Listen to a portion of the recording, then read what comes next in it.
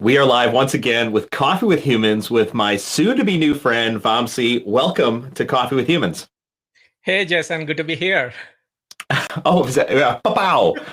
There you go. or, or, or do we have to do the COVID? Do we have to do like a COVID elbow bump? Is that the Yeah, we can do that because it's a Zoom line.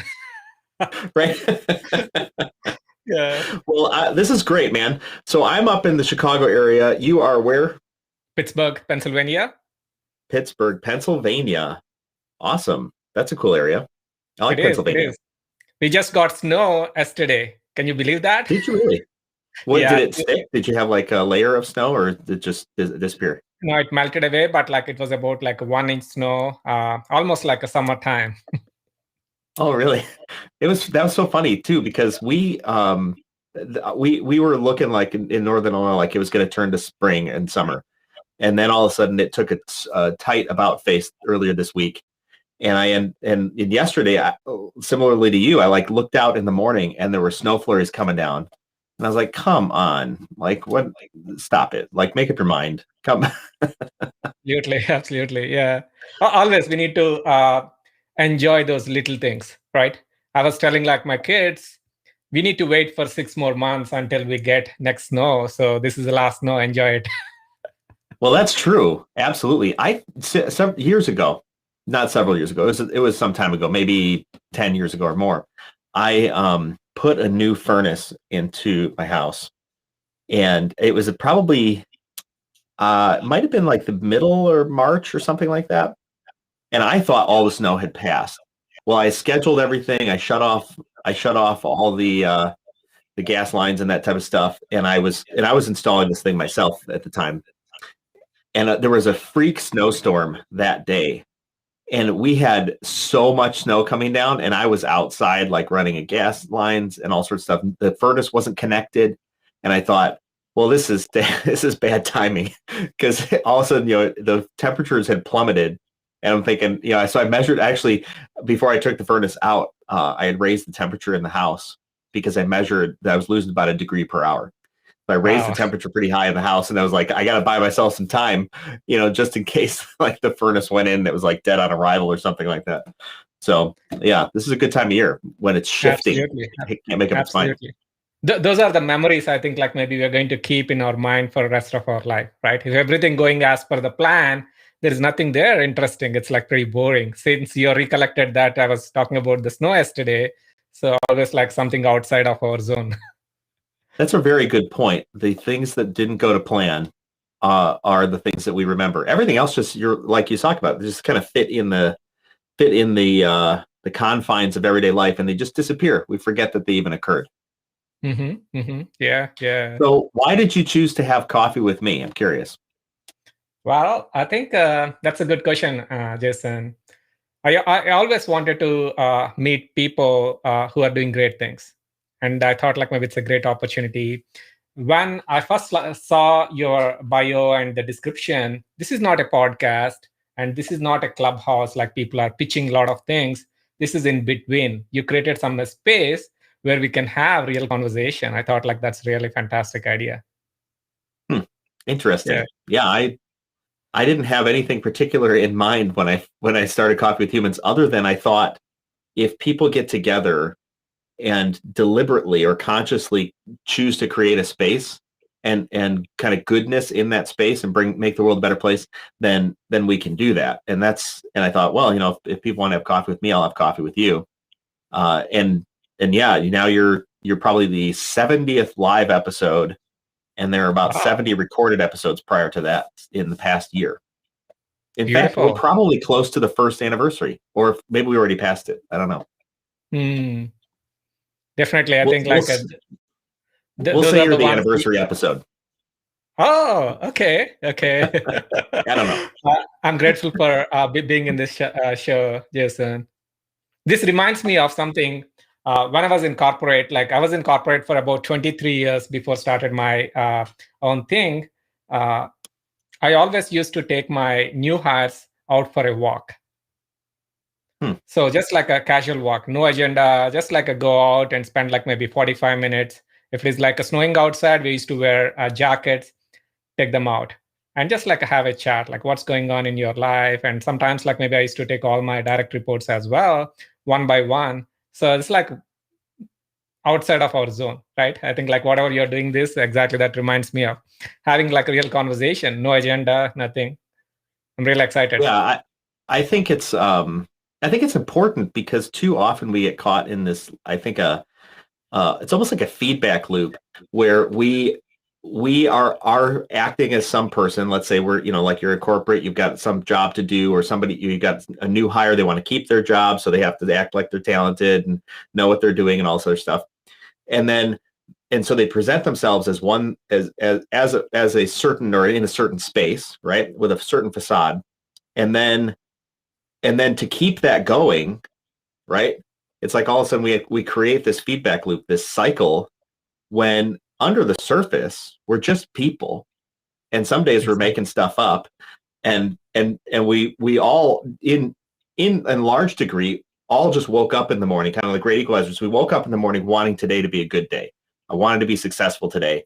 You wanted to be successful today. And then somewhere between what time we woke up and the time we went to bed, things got all haywire. And it happened for all of us, or is going to happen for all of us at some point in time. And I think that's the whole idea, I think, behind Coffee with Humans. It's like, cool, we've all done things. We've all got skills, we've all got talents, all got connections, but we're just people. Let's just have a conversation and try and make the world a better place. Absolutely. Yeah. Everyone around us like wearing masks. I think like maybe this is the time to take out the masks and just like have a conversation with a real human. Yeah, totally. Yeah. So how did you find out about Coffee with Humans? I got introduced, I think like you, Brendan. Oh, really? Brendan, yeah. So Brendan introduced you to me, and he said like, yeah, I think you should be in this show. And it's been, I think, like almost like 2 months ago. And I Yes. saw your availability, and yeah. Do I have it right that you're Brendan's coach? Yes. Okay. Okay. See, this is so funny because, like, for our viewers and listeners, and for you, it's like I do no research on people. I on purpose, because I don't want to set expectations, because whatever I come across, whatever I come up with is gonna taint my opinion and my viewpoint, and I'm gonna come at it from a certain angle, and I don't want to have any of that. I just want to like go in and say, hey, like we just bumped into each other, but this is great. So you're Brendan's coach. That's funny. Mm-hmm. Yeah, I recall now. Yeah. I was Brendan's coach. Now he's my business partner. He's so good. Okay. So I thought like maybe I can't ignore him. So we're working together on a mission to inspire people. That's really cool. Yeah. And he coaches me sometimes as well. He's really smart. He's the young boy, but like maybe 60 years wisdom on his brain. Yeah, well, to that point, it's like we can all be coached by somebody. Mm-hmm. And even when we don't intend to be coached, if we're open, I think if we live openly enough in our minds and our hearts, then we are constantly learning new things and constantly learning to ask better questions, which is one of the premises of coaching. So absolutely. I'm glad you're here. This is great. Yeah. So when you were signing up, it asked a couple questions, and one of them was what's on your mind. And so when we were talking about what to title this chat, you talked about titling it "Live Your Life Fully, Die Empty." Mm-hmm. And I'm wondering, can characterize what that means to you. What's the definition of living fully and dying empty? Absolutely. So, the stock market right now, it's going up really, really good from the last like maybe 10 years. And the real estate market is really, really high, all-time high. Most expensive place in the world right now? I don't. It's not New York. It's not Tokyo. Definitely not Dubai. It's graveyard. There, all the ideas, all the big dreams are going there without like maybe any execution. So that is where like maybe I think like we all have opportunity, because we are not there yet. Out of like maybe every 10,000 people who are dreaming, only one making that dream come to reality.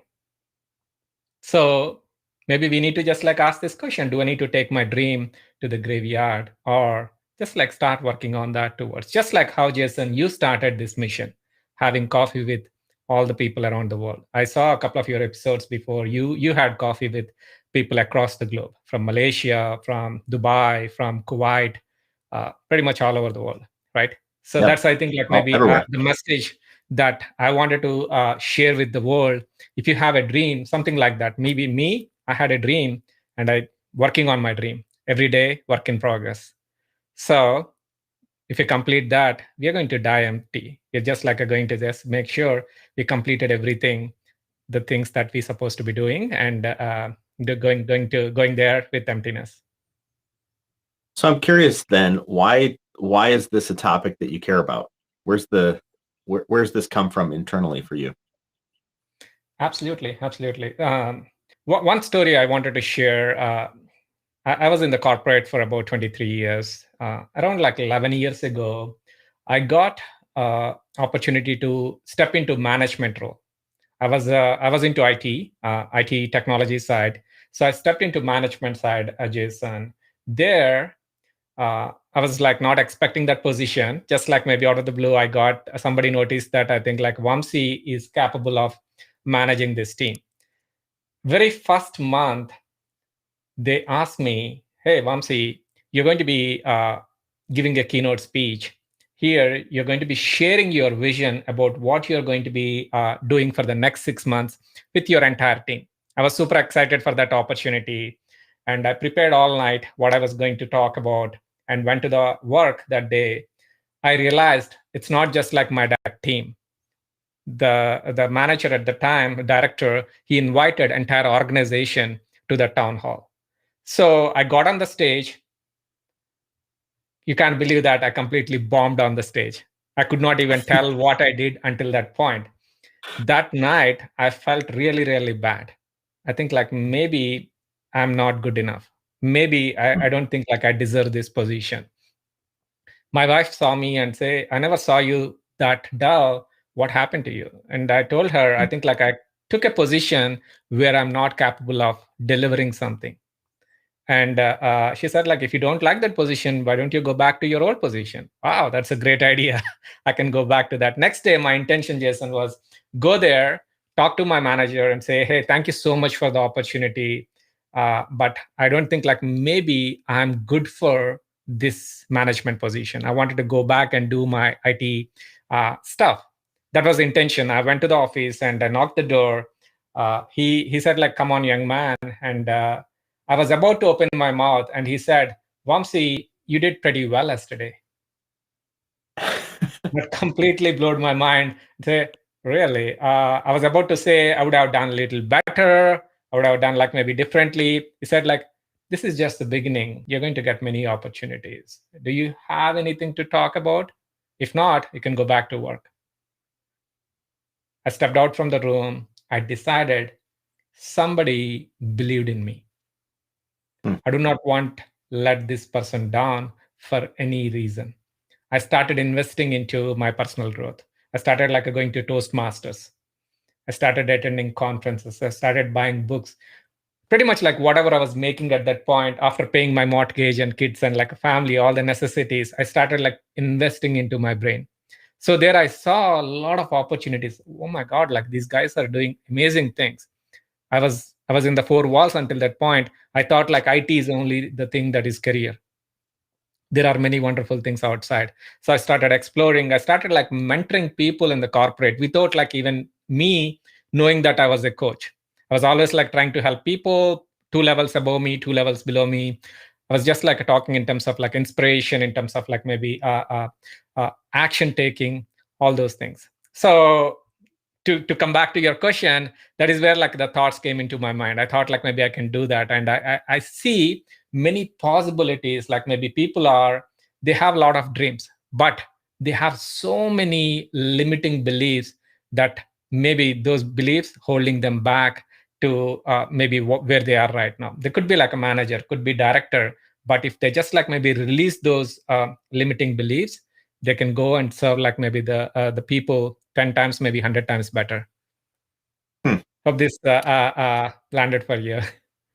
Yeah, no, absolutely. I think it's great. The idea that we have a certain viewpoint, like you have, we've got this viewpoint that we judge ourselves under, Hmm. and yet somebody else who looks at the outside sees something completely different. And how often we miss, I think, or overlook the qualities that we take for granted. Hmm. And yet when somebody tells us about them, it becomes that inspiration. It becomes kind of a strengthening, right, for ourselves. 100%, 100%.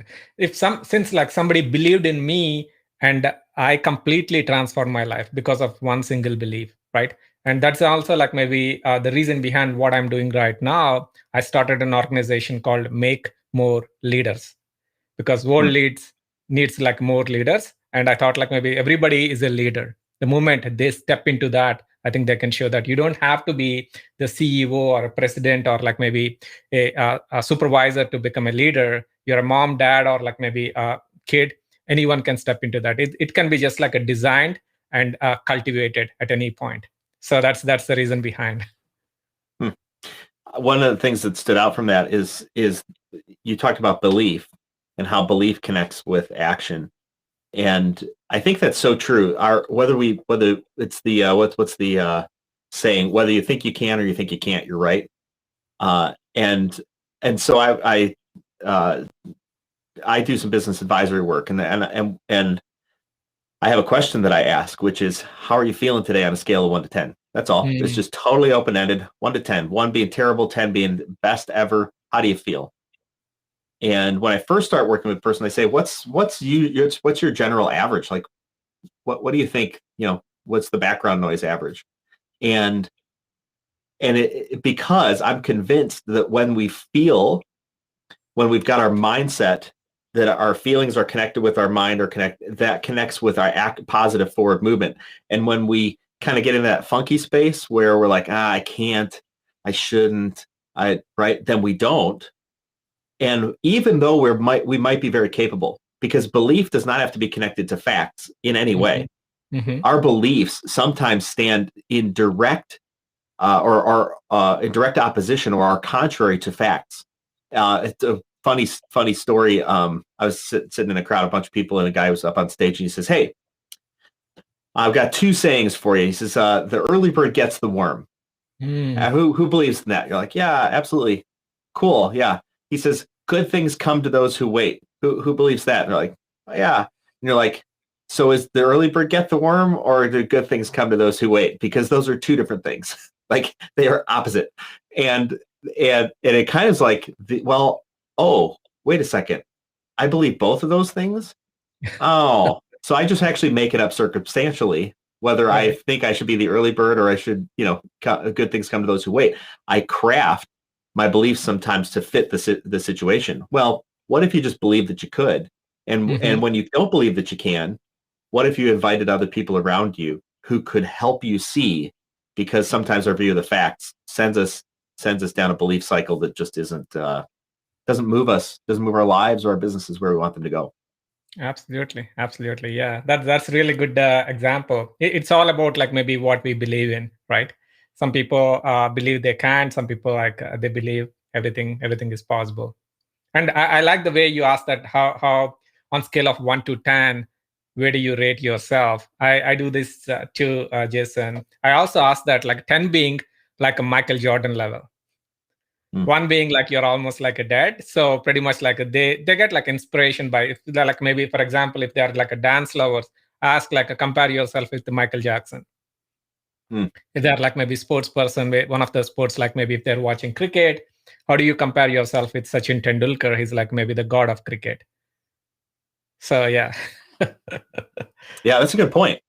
Because we tend to, or maybe it's your experience that people and us are us as individuals too, or we as individuals tend to idealize or put out in front of us a certain individual or a certain thing and say, I want to aspire to that.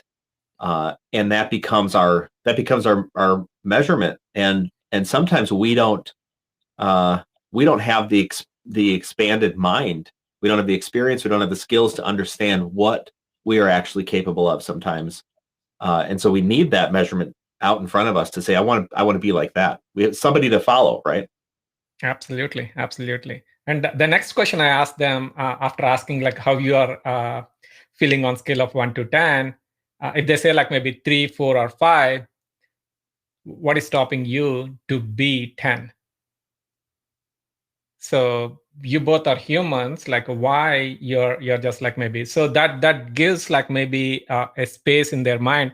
Oh, so what can I do to go from like a 4 to 10? Because everyone knows what they exactly like maybe wanted to be doing, but like they're not doing those things, right? We need to get up at like maybe early in the morning before maybe our competition, do that reps, like maybe write down your general, like do meditation, whatever that is. But oh, I wanted to sleep on bed for extra 90 minutes. I'll do it tomorrow. So that's the reason our scores are going low.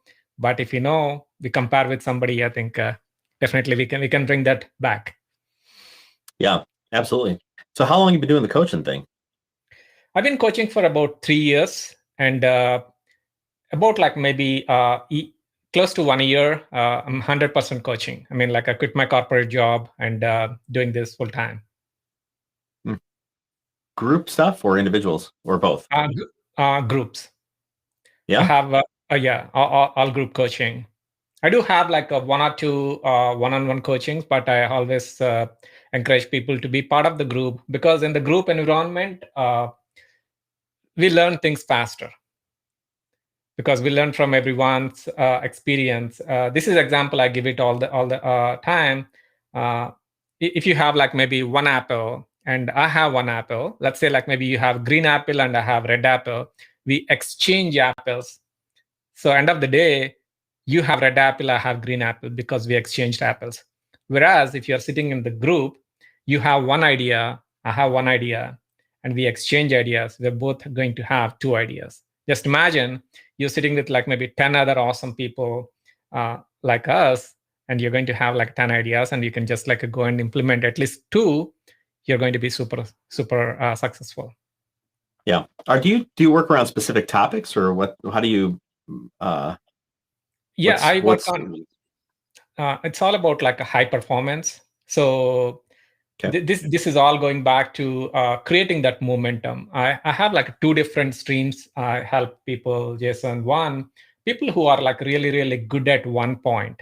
They are like a really really high performers, but they lost that mojo. So I help them to bring that mojo back, so they can go back and do wonderful things. This is like I was like that before. I was like really good. I hit a glass ceiling, and after that, like somebody helped me to come out from there, and I'm not like there anymore, and I'm unstoppable now. The same way I do that, creating that mojo, so bringing that momentum. 3 steps like I help on. First, like maybe help them to identify why they stuck there. So maybe identifying those limiting beliefs. What are those limiting beliefs? What are those things like costing them? If they identify what that is, definitely I think like maybe they can just like eliminate that, right? We all like maybe boats in the sea. Boat is going to be really really safe in the harbor. If you put the boat and anchor it to the harbor, like it's going to be safe. But boats are not meant to be staying at the harbor. Boat meant to be sailing in the seas. The same way, we are safe in the current zone, maybe the job that we are in, or like maybe the business that what we are doing. Once we release those anchors, I think like maybe we're going to see the real advantage of like our purpose. Going back to dying empty is like basically if you're staying in the harbor all your life, you're not going to be dying empty, you're dying very very heavy. The second step part of this is creating them like the compelling vision. It's all about the dreams. What are the dreams? Like maybe bring that crystal clarity to their dream. It's like I call this like a 4K picture. You need to have a 4K picture of what exactly the target that you are looking for. This is also like one of the famous or favorite quote. If you don't know where you are going, any road will take you there, right? So I think like we all need to have like a where we are going first, like maybe why we are doing that, working hard towards that particular goal. So bringing that clarity, bringing that vision is the second step. And the final step part of this program I help on is it's all about like creating your own brand, because there are so many people doing what you are planning on doing. Just like maybe say there are like maybe million podcasts there. The show that you started, it's completely like maybe say you created a complete different zone. This real conversation, no bios, no sales, nothing. So I think like maybe something like that. You're standing out. This is your brand. Maybe all the viewers that are watching, I think like maybe going to be part of your show down the road. All my friends and maybe my clients too down the road. So that's like creating that brand and whatever that brand that they wanted to carry the message. So that is how like the program works. So I create the content, I deliver that every single week, and it's more about like the mastermind environment. We share we share wins, we share like failures, and always like push each other up. What's been a topic that's recently just kind of bubbled to the surface? So here's what I mean by that. I tend to when I evaluate kind of where I'm at and what I need to do or want to do, I envision myself on a dock looking across a still lake, right? Early in the morning or sometimes in the evening, where no wind, and what you see is sometimes a bubble will appear, right? And then another bubble over here, and then back in the original spot, there's another bubble. Well, it tends to be that I have a lot of different thoughts. I got a lot of bubbles that are coming up all the time. However, there are usually consistent places in my life where a bubble starts appearing, and I'm like, oh, that's something that needs to be addressed. What are the bubbles that have been appearing in your sphere of influence? Absolutely. One thing consistent across like maybe whatever the stream that I'm coaching or like maybe observing, Jason. I think like you might also observe part of your coaching, your business coaching, shiny object syndrome. So a lot of opportunities out there. People are maybe spending time between task to task to task to task. They're spending like an entire day. They look back, nothing happened. This is because everything is shiny. I think I need to jump on that. I need to buy that course. I need to read that book. I need to just like do, but like nothing is happening because we are switching from one to other thing. This is something that I always like. Hey, we can grow 1 inch in 12 different directions, or we can grow 12 inches in one direction. We have opportunity every single day in front of us. We need to choose one, because if you miss this day, you're like maybe one less day in your life, right? We all have limited days. Like let's assume like we all have like a 40,000 days in our entire life, and based on our age, we're almost like maybe definitely more than one quarter. So the remaining days are limited. Why waste every day? Just like maybe choose one thing that you are really passionate about and just work on that. Rest all, make it like secondary thing, like maybe your job, your paycheck, these all the things, it'll be there. So that's how like maybe the bubbles. I see a lot of people jumping between one and one. And I've been like heavily invested into personal development as well, Jason. Last like maybe 10 years, been like at least last 3-4 years, I spent like more than $250,000 on my personal growth, going to seminars, like getting mentored by all the best in the world. I see when I go to seminars, like maybe sometimes like a couple of thousand people, they come to the seminar, and 3 months later, they go to the next seminar. 3 months later, again goes to the next seminar. But it's all about like maybe they're gaining that knowledge, but they're not implementing that knowledge anywhere.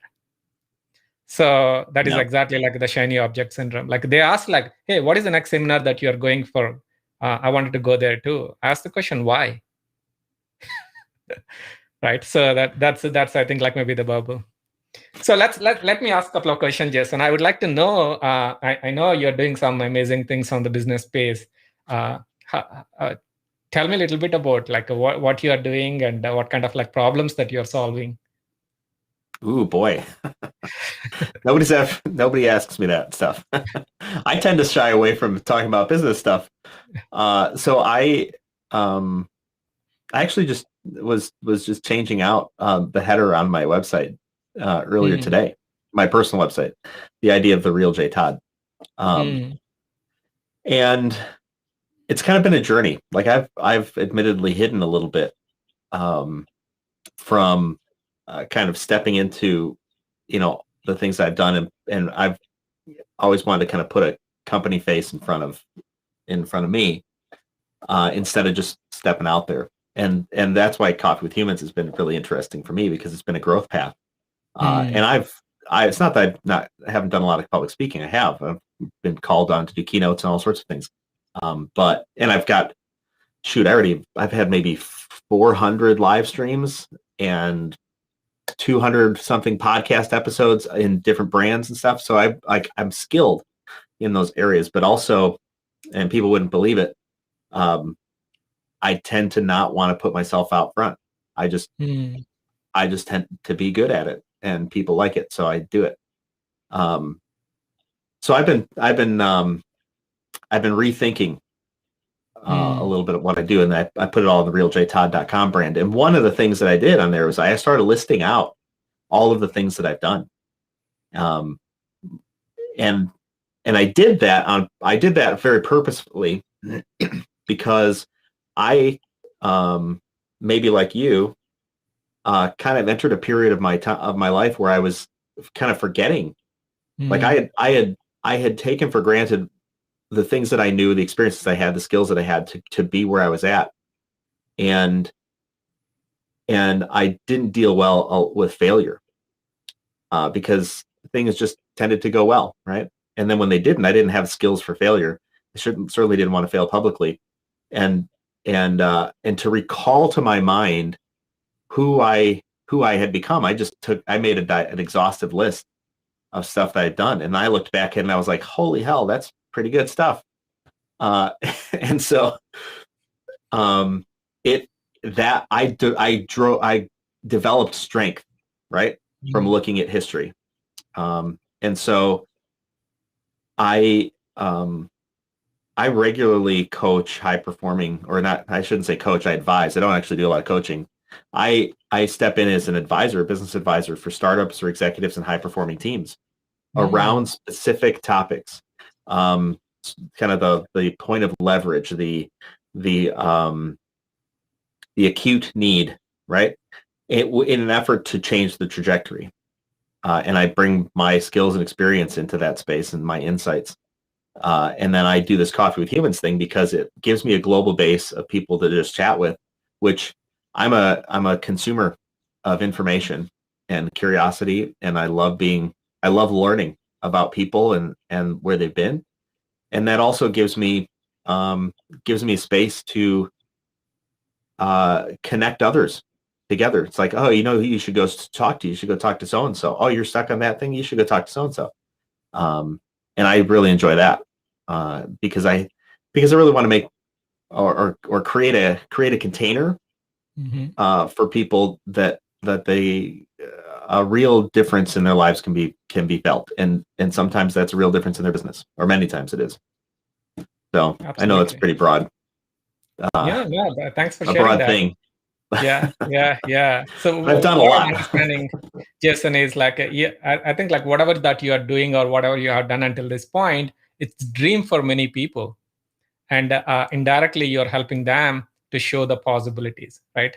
Podcasting, like maybe 100 plus shows, and like maybe talking to people across the globe. It's not. I think like that's like maybe the best skill. I want to have that. I don't have that yet. I'm work in progress. So I can definitely learn something from you, and like just like me, maybe millions of people. Thanks for everything what you're doing.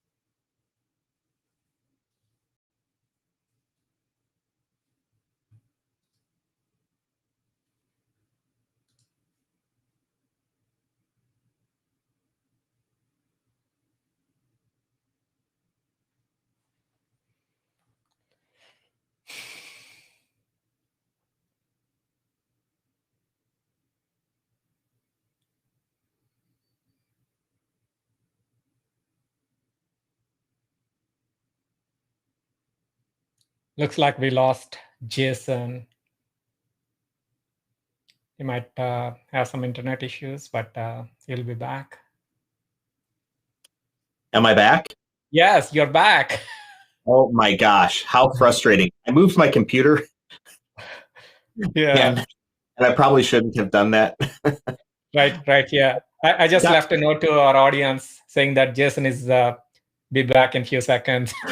It says I've got 100% strength, but apparently it doesn't mean it to my router, so I should probably wire that in. Right. Yeah. Sometimes we never know because everybody's working from home and the bandwidth is, I think, like maybe everybody's using it. Or like maybe if you have kids at home, they might be playing some PlayStation, Netflix, and all at the same time. I moved my space. It was sitting up in my dining room, and I had a cool little background with like pictures and stuff like that. And then and I was getting tired of not having a dining room, and so I moved it downstairs, and now I've got this fancy black background behind me. And I have 100% strength, but I also don't have line of sight to my router anymore. Oops. Right. Yeah. I think like this is life. Yeah. Right. Exactly. You just roll with it and figure it out. So what's your on your mind for 2021 in this idea of coaching and for your business and where you're headed? So I think like I have like a 3-year roadmap. I plan every time like 3 years ahead. So 3 years, I wanted to just impact like maybe 1,000 people that I can connect, transform. It's not just like giving me like information. It's all about like they implementing the information, making sure taking the action. So that way, my goal is for them to go and transform many other people. Just like maybe you are inspiring many people across the globe. And with the conversations, what we are having here, like maybe you had like this is 70th. So all the information, all the nuggets, all the mic drops, they're going to be applying that into their life as well. So all my clients, I think like I don't see them like a clients. They are the ones going to take my message and apply it to in like many other lives. That's pretty profound. Yeah. Sure. Have you read the book Vivid Vision, Jason? I have not. Not okay. I think like the Vivid Vision is a small book. Like it's a couple of maybe you can finish it in 2 hours, maybe 3 hours if you see it. Like I got like maybe 400 books. So it's difficult to find. I need a digital directory. Here is the book. So yeah, Vivid Vision is the book inspired me to create that 3-year vision. Really? Okay. Yeah. What are the principles of that book? Just what's the synopsis? What stood out to you? I think like many people talk about you need to have 1-year vision or like maybe you need to have short term. I think this book it's almost like you have your own chief goals officer. So there are like some strategies and you can take that and apply it anytime. And also like I recommend some of my executive clients to do this exercise every maybe a couple of quarters, because we are not the same human being where we are like maybe last quarter, especially if you are working with a coach or mentor, right? So if you are like maybe the same person where you are like 12 months ago, that means either you're doing something wrong or you hired a wrong coach. Interesting. Yeah. So that's always like my planning process. I keep saying several years ago, but it's not several years ago. Longer than that. Years ago, I had made a plan for myself, and I call it like a 3 to 5 year plan, because 1 year moves pretty quick, and 3 year, if it's important enough to still have around that goal in 3 years, it might be a pretty good goal, right? Because I think there's sometimes transient goals where we think it's important, and then 6 months later we're just like, that was useless. But like a 3 year plan was like, this is something I wanted to do, and so I've separated that list into 2 different things I wanted to do and things I wanted to be. And where the 2 kind of coincided, I was like, wow, that's one of those bubbles on that still surface of my mind. And one of those was I was tired of living an unadventurous life. I wanted to be adventuresome. I was like, I wanted to get out there and do stuff. And in the meantime, I was, building an e-commerce company and not being adventurous, sitting in Mm. front of, sitting in front of a computer, type, type, type, type, type, for no apparent I mean, no good reason. Like, I could afford to travel and had a remote lifestyle if I wanted it. But I had a team and all sorts of stuff too. And it kind of trapped me, or I felt trapped. Then one of the things I wanted to do was climb a mountain. Mm. And the reason I wanted to climb a mountain, not only was I wanted to be adventurous, but the reason I wanted to climb a mountain was I was afraid of heights. And I thought to myself, I don't want to be trapped by that fear anymore. I don't want that fear to control me. I don't want to be a slave to the fear. And I thought, well, how do I go about doing this? If I want to be more adventurous and I want to climb a mountain, what do I need to do? I need to learn to rock climb. And so I did. I sought out where places to rock climb, and YMCA had some rock climbing classes. Got connected with that. Learned to rock climb. Ended up with a good friend out of there. Have rock climbed quite a bit, even to the point of taking other people climbing and running group trips and stuff like that. And it was liberating to me because, along the lines, tying back to this idea of limiting beliefs, the fear of heights is an interesting limiting belief, because if there are two people standing on the edge of a cliff and one person's afraid and the other person isn't, what's the difference? Because the two people are in the same circumstance, and yet they're having wildly different experiences in their minds. And so I reasoned with myself, if I'm the person who's afraid, I need to go seek out the information that the person who's not afraid must know that I don't know yet. And if I sought that information out and understood it, then maybe I would know that I shouldn't be afraid. And so I did. Now I know how to keep myself safe and when I am unsafe. And that allowed me to disconnect this idea of fear and safety, because the two are not the same. I can be safe and fearful. I could be safe and not fearful. I could be unsafe and fearful, or unsafe and not fearful. And it's important to recognize, for me, when I'm safe and when I'm unsafe. And if I'm safe, there's no reason for fear.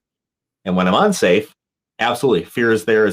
Fear is a good negotiator in my head to say, don't do this. It's a terrible idea, because you're not going to be safe. And do you want to take the risk? So it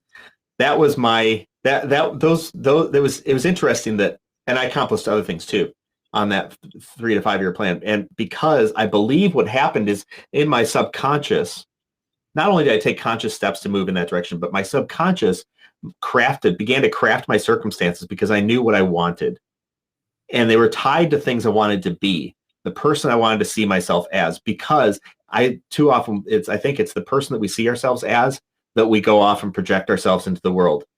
And that gets us sometimes in trouble, and holds us back from certain things, say like, well, but I'm not capable of that. Well, that you're absolutely right. When you see yourself as that, you're going to be that. So change it how you see yourself, and then you go off and do something different. So that's how I connected so when you said 3-year plan, I was like, wait a second, I've done a 3-year plan. Right. Yeah. I'm about due for another one, actually. I'm overdue.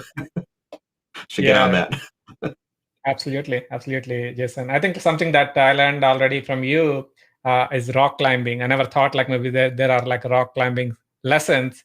Maybe I'll go and explore any sessions outside. And I have the same thing. Maybe I'm not good at like doing rock climbing, and I'm not good at like maybe going for heights. I'll try something. Yeah, it's exposure therapy, if nothing else. Exactly. Which sometimes works. Sometimes it doesn't. I'm allergic to cats pretty heavily. Like if I'm in the room with a place that hasn't been cleaned and has cats, then I'm like, my eyes will start to really get bad, and my nose will stuff up and stuff. And if I touch my eyes after I pet a cat, then it's all over. Like, I'm all stuffed up. But my daughter wanted a cat. This was a while ago. My daughter wanted a cat, and I thought, and the cat actually just showed up in the wood pile. It was this tiny little nothing of a cat, so cute. And I was like, okay, fine, we'll try it. And so I did all sorts of research on exposure therapy for allergens, and it sort of kind of worked.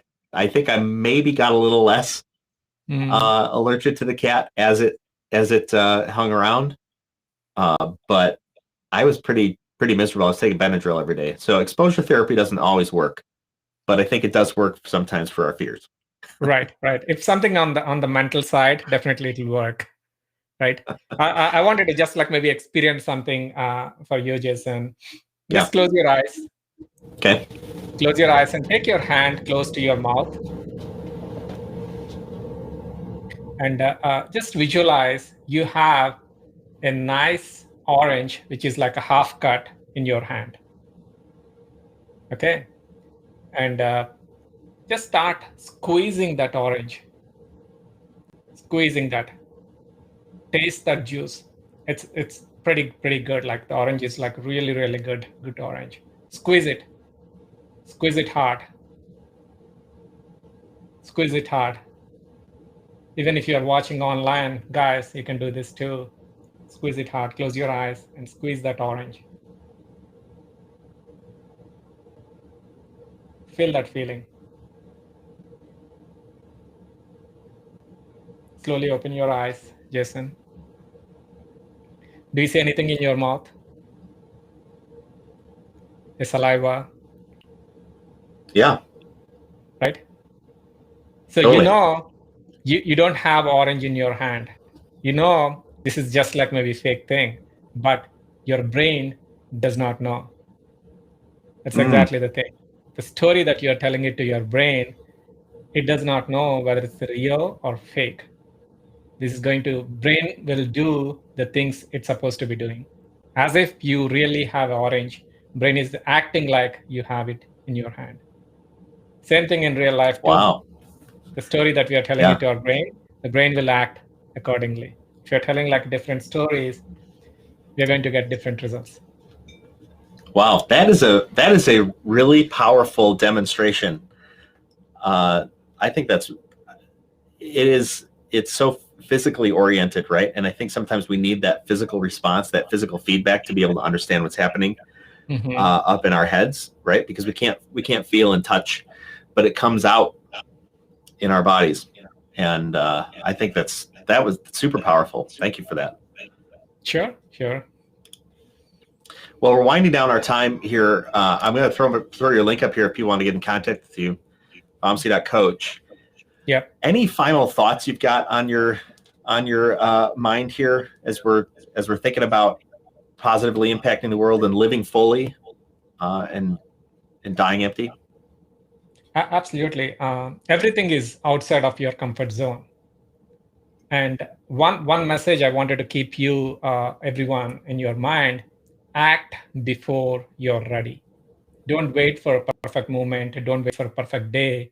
Just start taking that first action. Think about like maybe Jason. This is like a 70th show.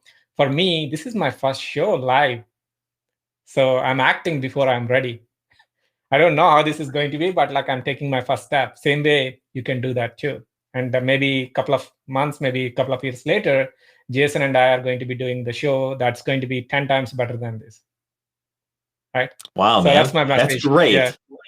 That is really great in such profound words. Act before you're ready. Well, this is Coffee with Humans, a candid conversation between strangers who become friends. I met Vamsi now a little less than an hour ago, and we've spent the last hour getting to know each other in an effort to make the world a better place. So welcome, man. I appreciate knowing you as my new friend. Absolutely. Thanks for being here. Pow! We'll see you later. See ya. One of the things I love about Coffee with Humans are the raw conversations I get to have, meeting new people just like you. If you or someone you know should be on Coffee with Humans, go to coffeewithhumans.com. Remember, the only rule is no sales calls.